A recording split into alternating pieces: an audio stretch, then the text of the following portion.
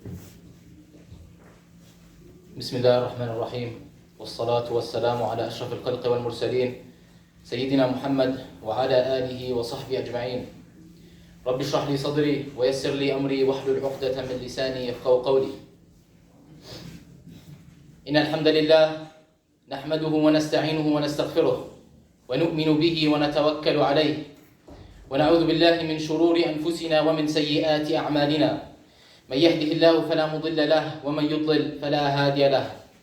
وأشهد أن لا إله إلا الله وأشهد أن محمدا عبده ورسوله وصفيه من خلقه وخليله. بلغ الرسالة وأدى الأمانة ونصح الأمة وكشف الغمة وتركها على محجة بيضاء ليلها كنهارها لا يزيغ عنها إلا هالك. قال الله تعالى في كتابه الكريم بعد أعوذ بالله من الشيطان الرجيم: يا أيها الذين آمنوا اتقوا الله حق تقاته ولا تموتن إلا وأنتم مسلمون. وقال في مكان آخر: واتقوا الله الذي تساءلون به والأرحام إن الله كان عليكم رقيبا. واتقوا الله وقولوا قولا سديدا يصلح لكم أعمالكم ويغفر لكم ذنوبكم ومن يطع الله ورسوله فقد فاز فوزا عظيما. إن أصدق الحديث كتاب الله وخير الهدي هدي محمد صلى الله عليه وسلم وشر الأمور محدثاتها وكل محدثة بدعة وكل بدعة ضلالة وكل ضلالة في النار. أما بعد، السلام عليكم ورحمة الله وبركاته. Inshallah, today I'll be discussing the story of Talut and Jalut and the story of Dawud alayhi salam and lessons and wisdoms that we could take from it. I'll begin by narrating the story as it is narrated in Surah Al-Baqarah, so we could get an understanding of what events took place during the story of Talut and Jalut. Allah subhanahu wa ta'ala says: أَلَمْ تَرَ إِلَى الْمَلَإِ مِنْ بَنِي إِسْرَائِيلِ مِنْ بَعْدِ مُوسَى إِذْ قَالُوا لِنَبِيٍّ لَهُمْ ابْعَثْ لَنَا مَلِكًا نُقَاتِلْ فِي سَبِيلِ اللَّهِ. A group from Bani Israel, a group from the people of Bani Israel, to ask their prophet, they said, send us a king in which we could fight behind in the sake of Allah subhanahu wa ta'ala. They were motivated, they wanted to fight, they wanted to spread what they had of the deen of Allah. So they said, bring a king so that we could follow and we could fight behind. So this was the response of their prophet at the time. قال هل عسيتم إن كتب عليكم القتال ألا تقاتلوا? That if fighting is prescribed upon you and a king is sent to you to fight, and you're obligated to go and fight, are you then going to turn away and say, we don't want to fight anymore? So this group from Bani Israel replies and they says, قالوا وما لنا ألا نقاتل في سبيل الله وقد أخرجنا من ديارنا وأبنائنا. Why would we not fight in the sake of Allah subhanahu wa ta'ala when we have been kicked out of our homes and away from our children? What would stop us from fighting in the sake of Allah? So Allah subhanahu wa ta'ala replies in this next statement that he says, he's foreshadowing as to what is to come in the story. He says, فَلَمَّا كُتِبَ عَلَيْهُمُ الْقِتَالُ تَوَلَّوْا إِلَّا قَلِيلًا مِّنْهُمْ وَاللَّهُ عَلِيمٌ بِالظَّالِمِينَ. That when fighting was prescribed upon them, which what they asked for, and a king was sent to them, they turned away and they did not want to fight except a small group of them. Allah is foreshadowing and telling us what is to come. To continue on, he says, وَقَالَ لَهُمْ نَبِيُّهُمْ إِنَّ اللَّهَ قَدْ بَعَثَ لَكُمْ طَالُوتَ مَلِكًا. So the Prophet is telling Bani Israel that Allah subhanahu wa ta'ala has sent Talut. Talut was a man from among Bani Israel. He sent Talut as a king upon you. You asked for a king, here is Talut. This is what Allah subhanahu wa ta'ala sent. This is what they respond and they say, قَالُوا أَنَّا يَكُونُ لَهُ الْمُلْكُ عَلَيْنَا وَنَحْنُ أَحَقُّ بِالْمُلْكِ مِنْهُ وَلَمْ يُؤْتَ سَعَةً مِنَ الْمَالِ. Yani how does Allah subhanahu wa ta'ala choose Talut, which is a layman from among them? He was a normal person. He was not given wealth. And he was not from the lineage of the kings. The kings used to come from one lineage, and the prophets used to come from one lineage. Talut was neither wealthy, and neither he had money, and neither was he from the lineage of the kings. But Allah subhanahu wa ta'ala has chosen him to be king upon us. How come? So the Prophet replies and he says, قال إن الله اصطفاه عليكم وزاده بسطة في العلم والجسم. That Allah subhanahu wa ta'ala has raised him in higher ranks than you. And He has bestowed upon him knowledge that you do not have, and a body. a king with a strong body to fight for the sake of Allah subhanahu wa ta'ala. وَاللَّهُ يُؤْتِي مُلْكَهُ مَنْ يَشَاءُ وَاللَّهُ وَاسِعٌ عَلِيمٌ. And Allah subhanahu wa ta'ala gives his mulk, gives his kingdomship to whoever he reads, whosoever he wishes to give his kingdomship to. Brothers, please move up as we have some people coming in. Just a little bit. So Allah subhanahu wa ta'ala chose Talut to be the king upon them. And the Prophet responds to them as they're disappointed as why Talut is chosen upon them. And he says, وَقَالَ لَهُمْ نَبِيُّهُمْ إِنَّ آيَةَ مُلْكِهِ أَنْ يَأْتِكُمُ التَّابُوتُ فِيهِ سَكِينَةٌ مِّن رَبِّكُمْ وَبَقِيَّةٌ مِّمَّا تَرَكَ آلَ مُوسَى وَآلَ هَارُونَ تَحْمِلُهُ الْمَلَائِكَةُ. The sign for Talut's kingdomship, he becomes king, a sign and a proof of this, for you that don't want him to be king, is that Allah subhanahu wa ta'ala will send down to him at-tabut. At-tabut to Bani Israel was this box. It was an ancient box that had the remnants of the Torah, the remnants of the message that came down to Sayyidina Musa alayhi salam, and some artifacts from Sayyidina Musa and Sayyidina Harun. So it was very, very valuable to Bani Israel. And it was stolen from them ages ago.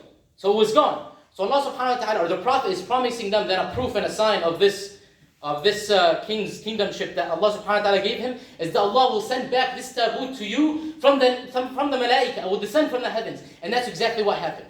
The malaika, the angels themselves, descended this tabut down to Bani Israel as a proof to them, and for order them to be convinced that Talut is a king for them. And he set down this tabut which has the remnants of Sayyidina Musa and Sayyidina Harun and the remnants of the Torah. So they accepted. So now you have, who is the enemy at this time? The enemy is Jalut and his army. And they describe this army as an army that does not end. I don't know the beginning of this army. I don't know the ending of this army. I don't know how strong it is. The strongest army mankind has ever seen at the time. And Jalut was a strong soldier and a strong leader. And no one would dare stand against him. But now this is what Bani Israel asked for, right? They asked for a king, they asked for this fight for the sake of Allah. So they go and fight. Talut gathers up the soldiers, and they are said to be around 80,000 soldiers on Talut's side. The believers against the disbelievers, which is a number that cannot even be comprehended. So 80,000 soldiers go out to fight and find the soldiers of Jalut and fight against them. Allah subhanahu wa ta'ala says, فَلَمَّا فَصَلَ طَالُوتُ بِالْجُنُودِ قَالَ إِنَّ اللَّهَ مُبْتَلِيكُمْ بِنَهَرٍ فَمَنْ شَرِبَ مِنْهُ فَلَيْسَ مِنِّي.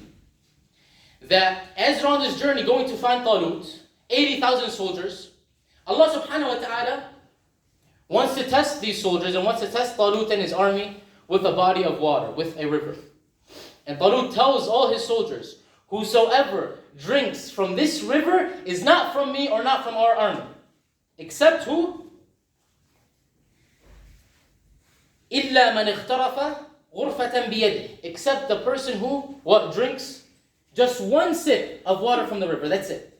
Either you don't drink of it or you drink one sip from this river. Otherwise you are not from this army, you are not from me. This was a test from Allah subhanahu wa ta'ala. Look what Allah subhanahu wa ta'ala says. He's narrating the story to us. He says, فَشَرَبُوا مِنْهُ إِلَّا قَلِيلًا مِنْهُ. Majority of them drank from this river except a small group that did not drink from it. فلما جاوزاه هو والذين آمنوا معه قالوا لا طاقة لنا اليوم بجالوت وجنوده. After they drank from this river, you have 80,000 soldiers. A small group of them doesn't drink from the river and they stay with Talut. Some narrations say that it went from 80,000 to 4,000. So you lost 76,000 soldiers because 76,000 soldiers decided to follow their desires and decided not to follow Talut, the king that was bestowed upon them. And only 4,000 are left. Now once they get to Jalut, what happens? They see the army in front of them. An army that has no beginning or no end. Only 4,000 soldiers. Allah says that once this 4,000 came, they said, لا طاقة لنا بجالوت وجنوده. We don't have any power to fight Jalut today. We're done for. Out of the 4,000, guess how many stayed? 314. Yani we went from 80,000 to 4,000 to 300 soldiers. After they sit in front of Jalut, only 300 had true belief and they said, Isma, we are still going to pursue what we asked for at the beginning. We asked Allah subhanahu wa ta'ala to fight for His sake. And then Allah say and His Prophet say that once fighting becomes an obligation, will you not say we don't want to fight anymore? Only 300 truly believed, and they persisted upon this path. Now they get to the army, they get to the battlefield, and Jalut once, at the beginning, it was tradition, even at the time of Rasulullah ﷺ, mubarazah. At the beginning of a war, the strongest warrior from this army fights the strongest warrior from that army, one-on-one, to the death. Jalut stands in front of the army of Talut, 300 soldiers. 300 is approximately us standing right here. We're usually 200 to 250 people in this room. This is the army of Talut against an army that has no beginning or no end. Al-Muhim, Talut looks at his soldiers, 300 soldiers, and he says, who will fight Jalut? Who will stand for the mubarazah, the fight, the one-on-one fight between Jalut, him and Jalut, the leader of the army, not any person. Sayyidina Dawood, the youngest among them, which was not yet a prophet, a young child, the youngest among them, stood up and he said, I want to fight. Talut, the king, said, no, sit down, you're too young. Once again, he asked, Sayyidina Dawood was the only one to stand up and he said, I want to fight. Again, he told him to sit down. A third time, he said, who shall go and fight Jalut? Sayyidina Dawood stood up again, the youngest among them, a young kid, and he said, I want to fight, and he persisted, and Talut allowed him. He said, go and fight. And Sayyidina Dawood, in some narrations, some say these are Israeliyat, some say they're true narrations, but it's just to get a gist of the story. That he only had a mugla, which is the, I don't know what it's called in English, the stick with the rock, a slingshot. He only had a slingshot with him, imagine. And he had a rock in his pocket. And he went and he faced Jalut, the strongest warrior in civilization at that time, and he killed him with one rock. What does Allah subhanahu wa ta'ala say? وَلَمَّا بَرَزُوا لِجَالُوتَ وَجُنُودِهِ قَالُوا رَبَّنَا أَفْرِغْ عَلَيْنَا صَبْرًا وَثَبِّتْ أَقْدَامَنَا وَانْصُرْنَا عَلَى الْقَوْمِ الْكَافِرِينَ. Once they stood in front of the army of Jalut, they asked Allah subhanahu wa ta'ala, they made dua for three things. رَبَّنَا أَفْرِغْ عَلَيْنَا صَبْرًا. Oh Allah, give us sabr and patience despite all the trials and the hardships that we've been going through. So many tests that we've been going through, and now the greatest test of amongst them, putting my life on the line against an army that does not end. As for a second thing, وَثَبِّتْ أَقْدَامَنَا.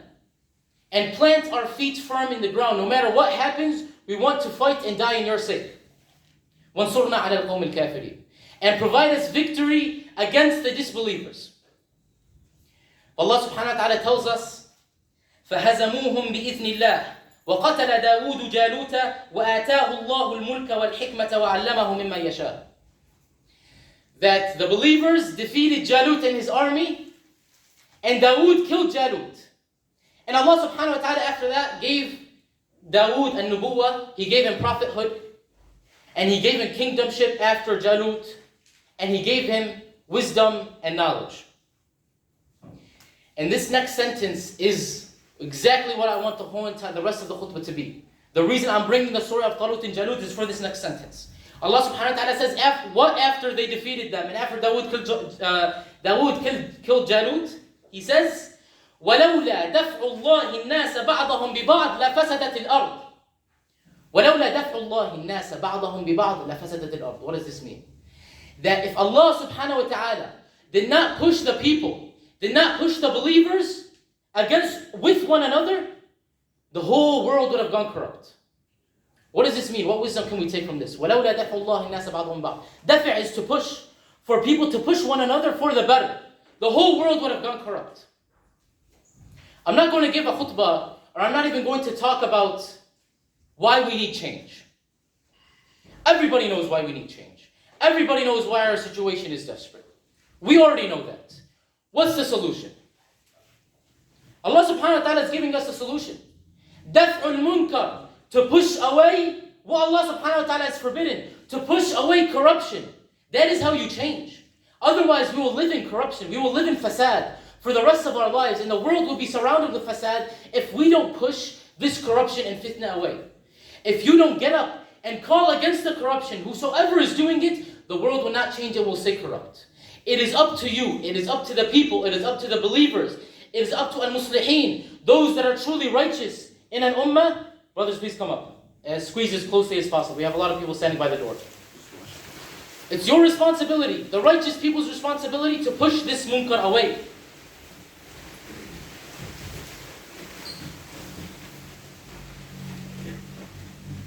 So let's reflect on what's going on today. A lot of people tell you, wallah, the only thing I could do is just make salah, I could pray as much as I possibly can. I'll make dua. The only thing I could do is raise my hands to Allah subhanahu wa ta'ala and make dua for change. The only thing I could do is stand all night and salli qiyam layl. The only thing I could do is try to finish the Quran as many times as possible and try to memorize the Quran and read the surah of Rasulullah sallallahu alaihi wasallam and gain knowledge. Will this ever lead to change? This will never lead to change. Salah is an act of worship between you and Allah subhanahu wa ta'ala. That's it.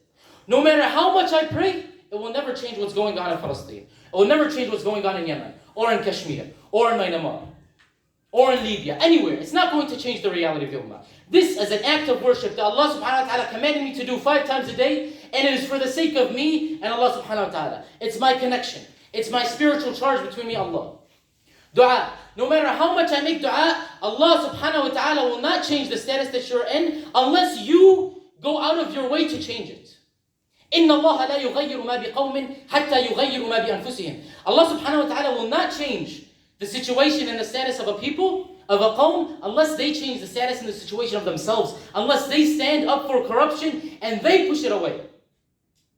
إِن لَمْ تُنْكِرَ الْمُنْكَرِ. Allah subhanahu wa ta'ala will never throw away corruption. He will never push it out unless you try to push it out first. How can I stand in front of Allah subhanahu wa ta'ala and ask for nasr and make dua day and night when I'm not doing anything? I'm living my life and I just do my ibadat, salah, siyam, zakah, ila akhirihi, umrah once a year, and I'm making dua, may Allah subhanahu wa ta'ala bring mercy to this ummah and remove the occupation of Palestine and feed the people that are starving in Yemen and so on and so forth. I'm making dua and I'm not doing anything?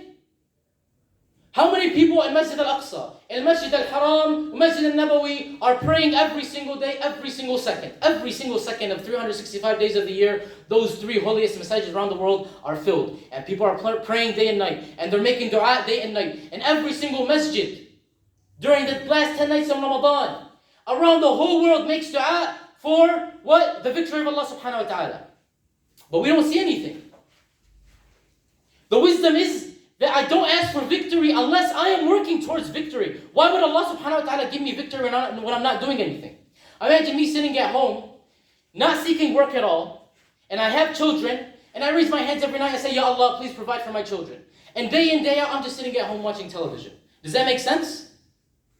How can I not is'a ila al-khayr and actually pursue actions, actually pursue change, and ask Allah subhanahu wa ta'ala? The results are in Allah subhanahu wa ta'ala's hands. I do not control victory. You do not control victory. No matter how long you persist upon this road, you will not provide results. And Allah doesn't ask results from you. He asks actions from you, that's it. Just like Dawud alayhi salam. Did he sit in the mihrab? Did Dawud alayhi salam sit in the masjid and pray to Allah subhanahu wa ta'ala that Jalut's army would be destroyed and they would be gathered victory and they would be given victory from Allah? No, Dawud alayhi salam, along with Talut, along with 300 soldiers, went out to push away corruption. لِدَفْعِ الْبَاطِلِ وَدَفْعِ الْمُنْكَرِ. And this brings us to one of the most important obligations Allah subhanahu wa ta'ala has obligated upon us as Muslims. Al-amr bil-ma'ruf wa nahy al-munkar. Promoting justice and forbidding evil. Allah subhanahu wa ta'ala in countless ayat in the Quran has reminded us of the importance of al-amr bil-ma'ruf wa nahy al-munkar. The importance of promoting good and what? And forbidding evil. Because if I don't do this, then evil is going to spread. Evil will enter the school. Evil will enter the house. Evil will, even corruption and fitna will enter the masjid. I can't stop it from entering the masjid. Unless what? Unless I push the munkar away. Unless I push this corruption away. This is the only way that I can change it. No matter how much I pray, no matter how much I make dua, that will not change. That is my relationship with Allah. So get out of this mindset that all I need to do is, this is all I can do for the people that are dying. This is all I can do for the occupation. This is all I can do for the starvation and the hunger. أقول قولي هذا واستغفر الله لي ولكم ولسائر المسلمين فاستغفروه إنه هو الغفور الرحيم.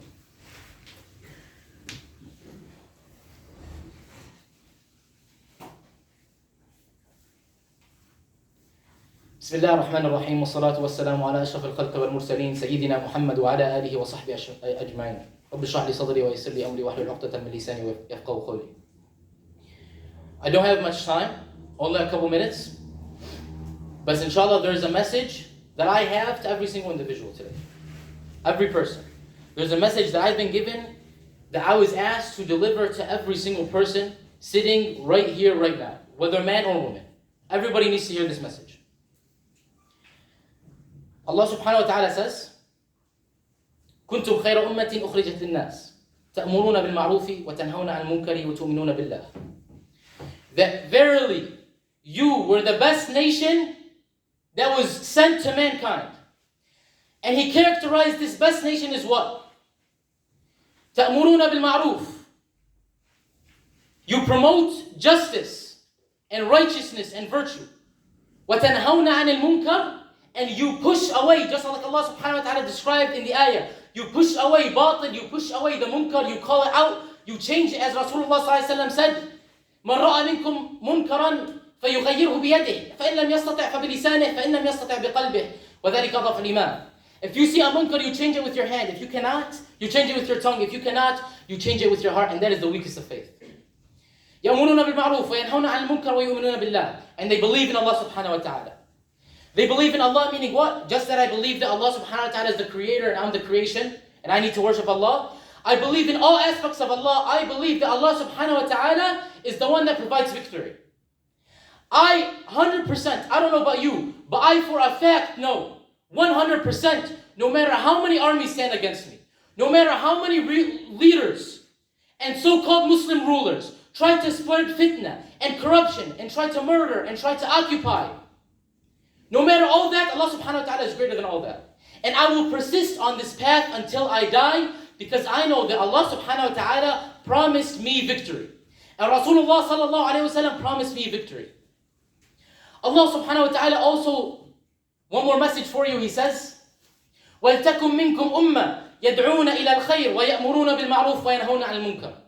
Let there be a group from among you, Ummah of Muhammad, which He characterized in the ayah I just mentioned. The best ummah that was sent to mankind. وَلْتَكُمْ مِنْكُمْ أُمَّةٌ يَدْعُونَ إِلَى الْخَيْرِ. That call for good, that call for righteousness, that call for justice. وَيَأْمُرُونَ بِالْمَعْرُوفِ وَيَنْهَوْنَ عَنِ الْمُنكَرِ. The importance of al-amr ma'ruf wa nahy anil munkar. The importance of pushing away corruption and batil, and that is the only way to change. Rasulullah sallallahu alayhi wa sallam promises us, just like Jalut alayhi salam, look at the numbers that we have. We might be large in numbers today, almost 2 billion, but our power is very weak. And we look across to the powers that are actually threatening us, and we fear them. Whereas we say, they have too much weaponry, they have too much strength. There's nothing I could do. Dawood alayhi salam did not say that. The 300 soldiers with Dawood alayhi salam and Talut did not say that. They said the victory is in the hands of Allah subhanahu wa ta'ala. And we know we're going to be victorious. And if we die, we'll die happy because we'll die in the sake of Allah subhanahu wa ta'ala. And if we win, we gain both things. We gain the pleasure of Allah and we gain victory. Rasulullah sallallahu alayhi wa sallam promises us victory. It doesn't matter how defeated we are today. It doesn't matter how desperate we are today. Rasulullah sallallahu alayhi wa sallam promises. And he says, ثُمَّ تَكُونُ خِلَافَةً عَلَى مِنْهَاجِ النُّبُوَّةِ. Then there will be a khilafah on the method of prophethood. A khilafah that implements Islam, that provides justice for mankind, Muslim and non-Muslim. That provides true justice, that removes all means of corruption and fasad and fitna from the world. That truly provides justice for mankind and spreads the deen of Allah subhanahu wa ta'ala. Rasulullah sallallahu alayhi wa sallam promises this. The question is, will you be from those that work to establish it? Or will you be like the soldiers that drank from the river and left? Or will you be like the soldiers that stood in front of Jalut and they said, لا طاقة لنا اليوم بجالوت وجنوده. We don't have any power to fight Jalut, look at his army. Or will you be those that persisted on the path and gained the pleasure and reward of Allah subhanahu wa ta'ala in the dunya and the akhirah? إن الله وملائكته يصلون على النبي يا أيها الذين آمنوا صلوا عليه وسلموا تسليما. اللهم صل وسلم وبارك على سيدنا محمد بعدد من قعد وقام. اللهم صل وسلم وبارك على سيدنا محمد بعدد من صلى وصام. اللهم صل وسلم وبارك على سائر الصحابة والتابعين وعلى عبادك الصالحين يا رب العالمين. اللهم انصر الإسلام والمسلمين. اللهم انصر من نصر دين محمد صلى الله عليه وسلم واجعلنا منهم.